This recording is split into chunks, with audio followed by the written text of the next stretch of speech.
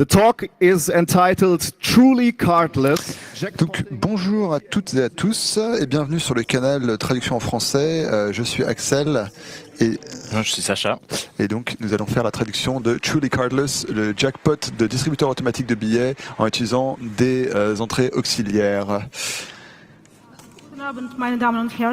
Hello everyone. Bonjour tout le monde, merci de nous avoir rejoints dans cette plus grande salle dans laquelle j'ai jamais été dans ma vie, pas ailleurs. Aujourd'hui, on va décrire de nouvelles façons pas vous, mais aux méchants, d'éjecter de l'argent des distributeurs automatiques de billets sans même les toucher. Mettons, juste en passant par l'air. Alors, je suis Olega Osipov et c'est Alexei. Désolé. Et nous sommes Paton de l'équipe de la vérification de sécurité du laboratoire Kaspersky. Et voici donc différentes choses qu'on met généralement dans nos présentations. Voilà des choses qu'on collectionne dans notre travail de tous les jours en faisant des vérifications de sécurité de distributeurs automatiques, de la sécurité forensique. Et quand on a du temps, on fait d'autres petites choses en plus. Et on essaie d'améliorer la sécurité des distributeurs automatiques de par le monde, mais parfois ça ne fonctionne pas. Ça ne pas en tout cas pas toujours. Alors on va vous rafraîchir un peu la mémoire à propos des distributeurs automatiques de billets ou DAB, ou simplement distributeurs. Vous devriez vous souvenir à partir des présentations précédentes que les distributeurs sont vraiment des ordinateurs quelconques. On dirait votre ordinateur à la maison, mais cette machine particulière a en fait plusieurs composants intérieurs qui interagissent avec les clients, comme le clavier dans lequel on peut rentrer les pins, un écran tactile, des boutons, un lecteur de cartes et un distributeur en lui-même qui gère le cache, des modules donc de cache, etc., etc. Donc, alors concentrons-nous pour l'instant sur les interfaces qu'il y a à l'intérieur du distributeur. Il y a plein de types de connecteurs variés à l'intérieur et de ports. Parfois, on est assez surpris quand on ouvre et qu'on regarde ce qu'il y a à l'intérieur. On découvre des interfaces assez inhabituelles à l'intérieur d'un distributeur. Mais les plus communes sont le RS232, le port série, ou 485 et l'USB. Et le problème de l'USB, c'est que ce connecteur, alors, s'il est très commun de par le monde, et des objets connectés à un PC par l'USB, et les ingénieurs utilisent également de l'USB pour brancher des disques durs, pour installer des nouveaux logiciels, qu'ils soient bons ou mauvais, peu importe. Il y a des antennes de modules GSM qui peuvent également être connectées à des distributeurs par des câbles USB, par des ports USB, et parfois ces câbles USB peuvent être découverts à l'extérieur du distributeur. Vous savez peut-être qu'il y a des classes dans l'USB.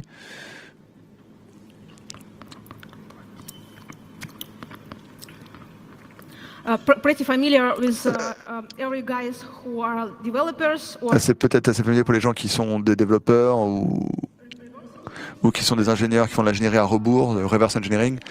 Il y a plein de classes différentes qui sont décrites par des librairies, et les plus communes pour les distributeurs sont les interfaces homme-machine et des choses spécifiques aux vendeurs. Donc c'est généralement des lecteurs de cartes, des lecteurs d'entrée-sortie, des lecteurs pour taper votre mot de passe, pour votre code, et pour des choses de communication pour les vendeurs spécifiques, où les vendeurs développent peut-être des choses un peu particulières et utilisent la description pour communiquer avec le distributeur en lui-même, le module qui distribue ou d'autres objets à l'intérieur du distributeur en général. Mais continuons avec la partie interface homme-machine. Alors, ces objets-là, c'est juste en fait donc un clavier ou une souris, comme vous le savez peut-être. Et généralement, ça se branche et ça fonctionne directement.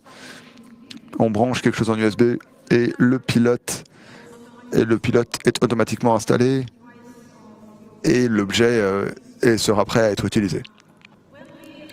Discovered that Quand on, pretty, small devices like Teensy quand on a découvert des choses toutes petites comme le Teensy qu'on voit à gauche peut être utilisé comme un clavier, c'était il y a 5 ou 6 ans.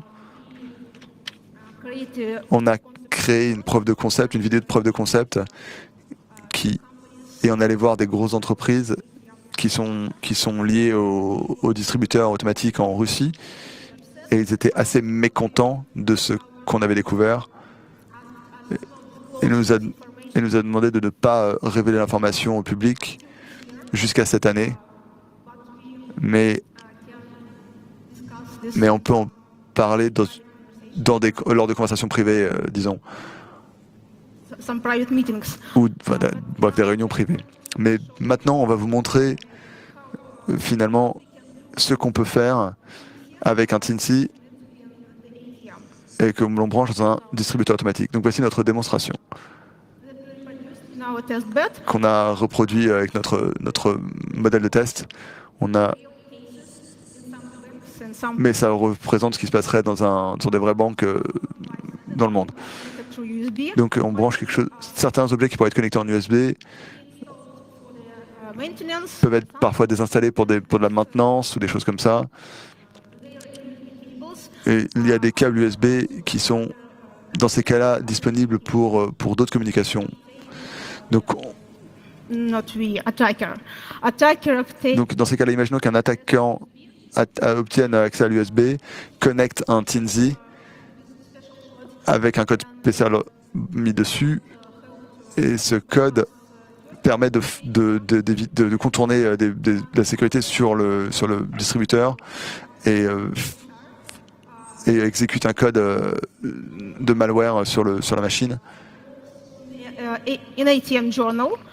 Ça ne laisse pas de log dans le journal de bord du distributeur. Keyboard. C'est comme, parce que ça ressemble que si on tapait des lettres sur un clavier. Et ça, c'est des cas qui sont vraiment très durs sur lesquels il est vraiment très dur d'enquêter.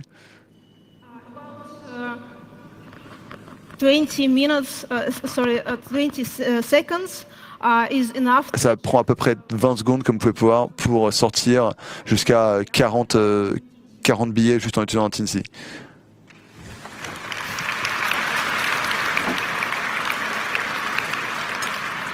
Il y a bien sûr des autres types d'appareils qu'on peut utiliser qui ont plus de mémoire des autres fonctionnalités, des fonctionnalités de télécommande et de téléopération ou des activités malicieuses.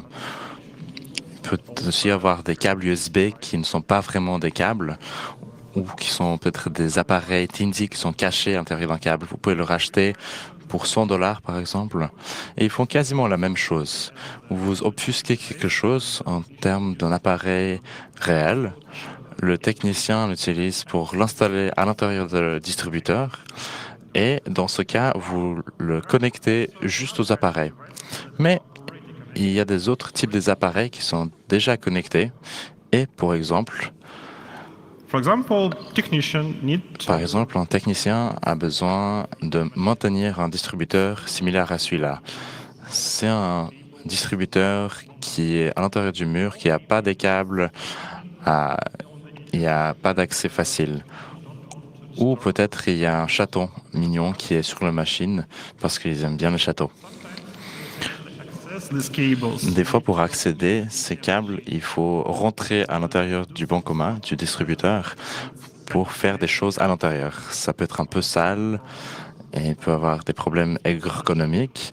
Et du coup, les techniciens ont une solution et ils vont utiliser peut-être des claviers télécommandés. Et c'est l'idée générale dans certaines banques que n'importe quel technicien peut utiliser un seul dongle pour faire des activités différentes. Ça peut faire un tout petit peu peur parce que il y a des types de recherches différents This kind of devices. qui peuvent affecter des appareils de ce type. Par exemple, on attaque de mouse jacking qui peut intercepter les chips NRF24. Ce chip est excellent, ça n'a vraiment pas pris, vraiment bon marché, c'est utilisé partout et ça fournit aucune sécurité. Or the vendor should implement their Le own client doit utiliser leur propre cryptographie à l'intérieur de leur appareil pour protéger les clients and there's also kind et of device il doit créer la sécurité pour protéger. Bluetooth communication. Il y a aussi certains appareils qui utilisent Bluetooth et peuvent leur affectionner d'une manière malicieuse. Pour toucher les distributeurs, pour leur affectionner, on doit juste aller sur quelques sites, télécharger 2-3 choses à partir de GitHub et utiliser un dongle qui est utilisé par les quadrupoteurs ou par les dongles originels de Logitech pour faire des choses malicieuses. Voici un setup typique.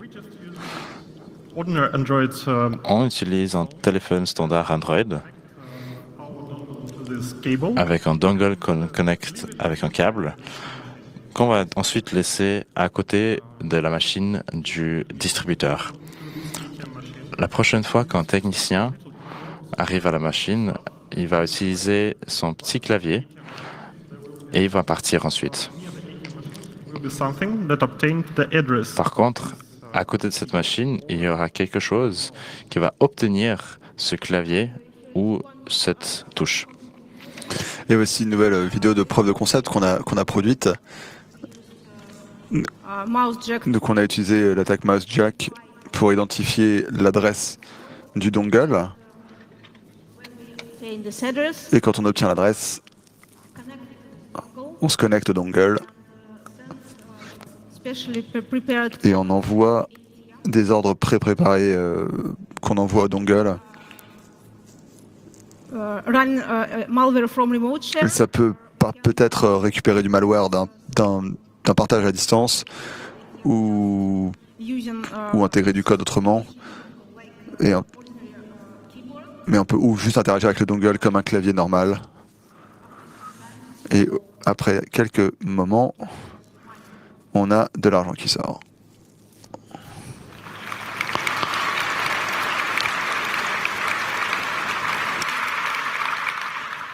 this unauthorized cash out Alors cette sortie d'argent non autorisée prend typiquement environ 40 secondes pour arriver au moment où de l'argent qui est éjecté, jusqu'à 40 billets. Hein.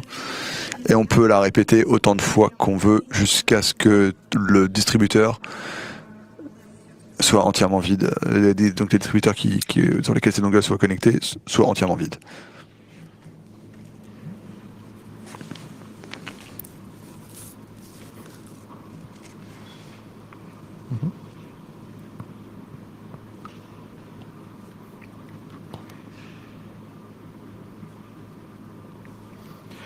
And the sponsor of this video is Alors le sponsor de cette vidéo est Logitech.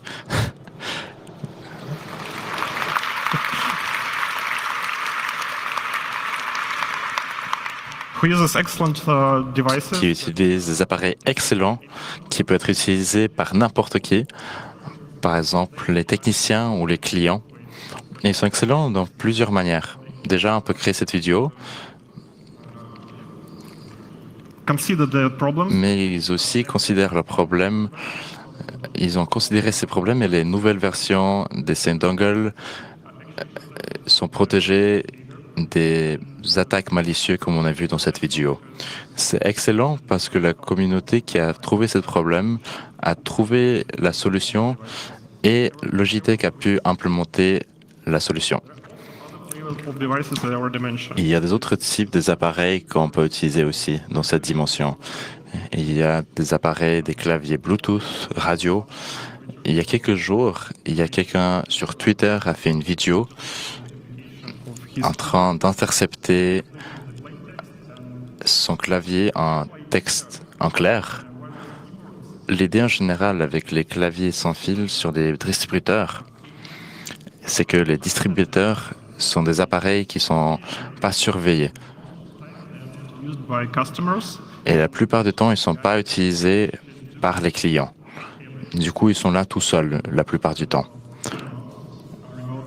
Une personne malicieuse peut l'utiliser, interagir avec le distributeur de la distance d'une manière que les clients ne vont pas remarquer. C'est excellent pour la recherche, mais je vous conseille pas de le faire vous-même. Fancy devices that Si vous pouvez obtenir certains appareils qui peuvent intercepter des communications sans fil, il peut chercher les appareils qui sont alentours.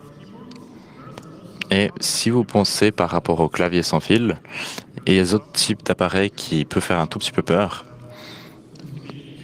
Il y a quelques années, il y avait une investigation au Mexique par Brian Krebs par rapport au sniffer Bluetooth qui était utilisé à l'intérieur des pompes de gasoline. uh, Et ces types d'appareils peuvent être détectés à partir de Bluetooth. Si vous voyez quelque chose en l'air à côté de distributeurs, ça serait bien de penser d'envoyer un message aux banques parce que souvent ça peut être de l'activité malicieuse. C'est pas seulement une question des vidéos ou des appareils. Et s'il y a des techniciens de distributeurs ici, n'hésitez pas à discuter avec nous de ces questions de clavier. Mais pas continuer avec d'autres parties. Donc, should pay for taxes. vous êtes généralement un peu pas très content quand vous devez payer des impôts, acheter des billets et repayer de l'argent par-dessus. Ces sentiments Numbers and qu'on doit entrer des tonnes de lettres et de chiffres et pour payer quelque chose dans un distributeur. when Mais ce problème, pour les clients, time to entering the numbers. pour les clients quand ils doivent passer beaucoup de temps à entrer des numéros et des chiffres, faire des erreurs, recommencer, etc. Du coup maintenant, certains distributeurs ont des lecteurs de code barre pour collecter toute l'information au sujet du paiement. Par exemple pour vos tickets, vos impôts, etc. Et donc ils gèrent ça à partir de code barre ou de code QR, des codes en une dimension ou deux dimensions. Et dans certaines banques, cette fonction a déjà été mise en place. Là où un client va peut-être Barcode inside va créer un code barre spécial sur l'application mobile et va retirer l'argent sans carte. bitcoins. It's Et une présentation qui ne mentionnerait pas Bitcoin ne serait pas une bonne présentation. Donc voici un distributeur de Bitcoin également qui utilise également des codes barres. Donc les codes barres sont vraiment partout. Ici même donc au Chaos Communication Congrès, on a plein de codes barres. Même sur les toilettes en elles-mêmes. Ne me demandez pas comment j'ai trouvé ce code barre là. if you want to buy some Et si vous voulez acheter des choses, par exemple du Club Maté, dans un magasin, typiquement, la personne à la sortie va scanner le code barre avec la machine pour payer, enfin, à la sortie, barcode reader to passera devant le lecteur de code barre et pour récupérer l'information sur ce que vous achetez. Grâce à des gens du laboratoire chinois de X-Lab de Tencent, ils ont découvert, that when they tell us funny story ils about nous ont raconté des histoires assez marrantes sur comment contourner les caisses enregistreuses en sortie. Ils ont créé des codes QR spécialement créés pour l'occasion et une application exécutable. Il y a beaucoup de possibilités pour éjecter keyboard inputs to the barcode or pour éjecter le contrôle du clavier par un barcode barre ou pour mettre de l'information. Il y a beaucoup de plenty of ways. Il y a beaucoup de diverses manières. One more video. Vous a préparé une dernière vidéo, enfin encore une vidéo, où on a créé un code barre spécial, on l'a mis sur un Kindle pour contourner le mode kiosque d'un distributeur. Some piece of magic. Et après ça, on fait un peu de magie, d'un peu de magie à partir d'un à partir d'un partage à distance.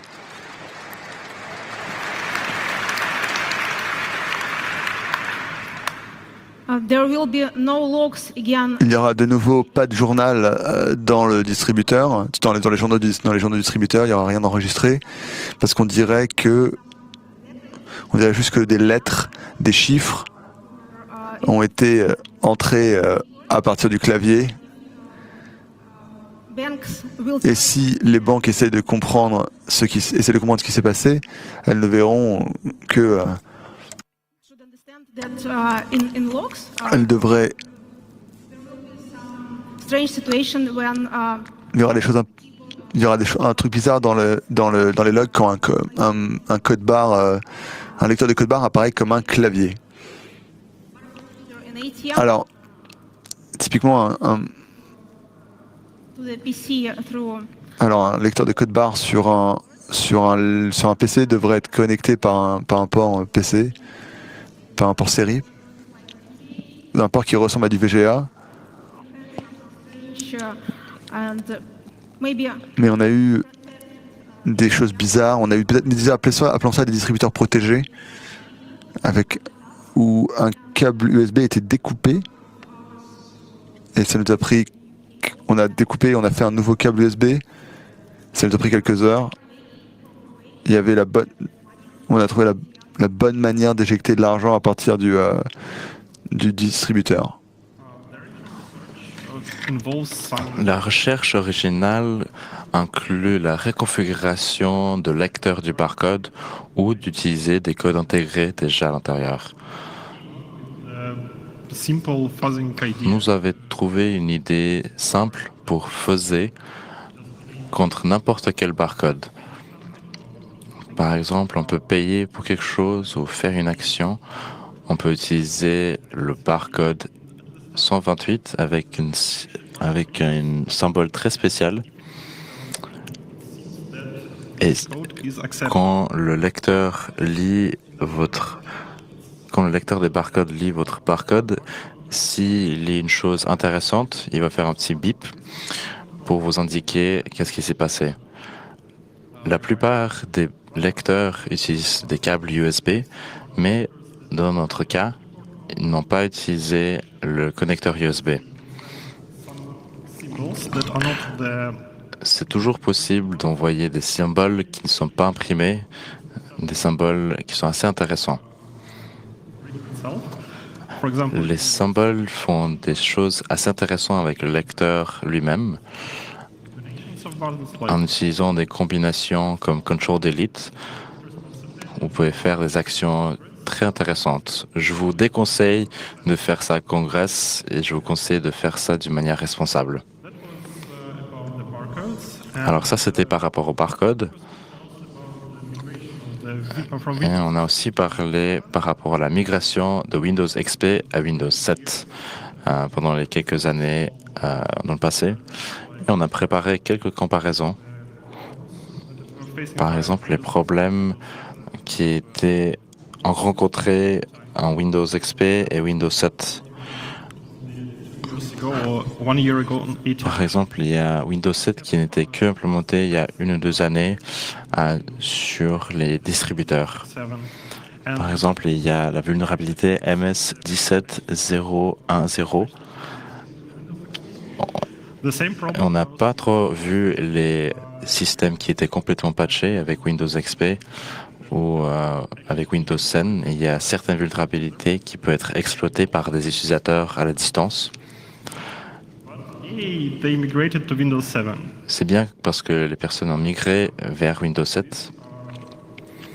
From the ATM assessment and Les données des associements des distributeurs nous montrent l'investigation forensique qui a été menée sur un distributeur qui montre que notre virus peut attaquer des types des appareils différents, soit que c'est un ordinateur au domicile, soit c'est un bancomat, c'est un distributeur. On a aussi vu la transition entre IPv4 et IPv6. En ligne, il y a certains sites qui sont implémentés en IPv6, mais sur le réseau, il y a tout le monde qui utilise IPv6. Les nouveaux systèmes d'opération utilisent IPv6 implémenté et les personnes malicieuses peuvent exploiter les règles de firewall qui permet à n'importe qui d'utiliser IPv6 dans le mauvais sens. PowerShell est vraiment excellent parce que c'était pas détecté par personne.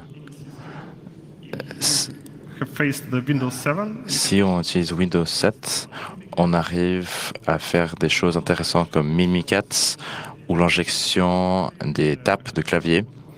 Malheureusement, la honeymoon s'est terminée. Et aujourd'hui, la plupart des anti-malwares peuvent être détectés par les antivirus.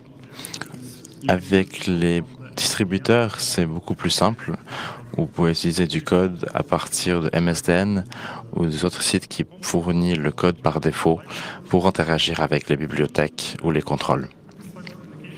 Souvent, ce type de communication est légitime et souvent c'est utilisé par le software original. Par contre, les personnes malicieuses peuvent distribuer tout l'argent qu'il y a dans le distributeur grâce à quelques tapes du clavier à l'intérieur du PowerShell. Et en fait, c'est vraiment facile à faire avec des lecteurs de barcodes ou avec des claviers sans fil. Pour conclure, il y a quelques appareils qui sont déjà dans le monde. On a investigué quelques appareils et on n'a pas investigué toutes. Par exemple, les écrans tactiles. Il y a de différents lecteurs NFC qu'on n'a pas explorés. Et il y a des appareils biométriques dont on a parlé il y a 2 ans à la même conférence. Et on pense qu'il y a des solutions à ça aussi. You can just close your eyes and don't use them. Par exemple, avec les iris, on peut fermer ses yeux et ne pas les réutiliser. On doit remercier la communauté pour les gadgets qu'on a utilisés et que la communauté a créés. On aimerait vous remercier aussi pour votre support. Ça, c'est un autre point qu'on aimerait parler. Par exemple, les drivers. Les distributeurs ont des drivers qui sont spécifiques aux vendeurs. Et il y a des systèmes différents de SCIDA, de ICS. Les données qui sont transmises peuvent avoir des problèmes, donc il peut y avoir des bugs. Et on peut changer tous ces appareils avec un radio, par exemple, avec le badge de CCC Camp. C'est aussi un appareil qui implémente beaucoup de fonctionnalités de radio, qui permet de faire plein de choses et faire beaucoup des exploits. On aimerait remercier toutes les personnes qui ont fait des recherches et qui nous ont inspirés pour faire ce talk, pour utiliser quelque chose pour attaquer les bancomas, les distributeurs. Nous allons aussi remercier tout Congrès, toutes les personnes ici pour les excellentes idées, pour l'excellente communauté. Du coup, on aimerait remercier tout le monde et on aimerait aussi parler des autres types des appareils qui peuvent être accédés en faisant des trous dans les distributeurs. Et on aimerait aussi remercier les vendeurs qui nous fournissent le matériel. La sécurité, c'est un procès et j'espère qu'on améliore la sécurité des distributeurs et qu'on aide la communauté d'un point de vue maximal. Et j'espère qu'il y a des meilleurs moyens de faire ça dans le futur. Merci beaucoup à tout le monde. Si vous avez des questions, n'hésitez pas à demander.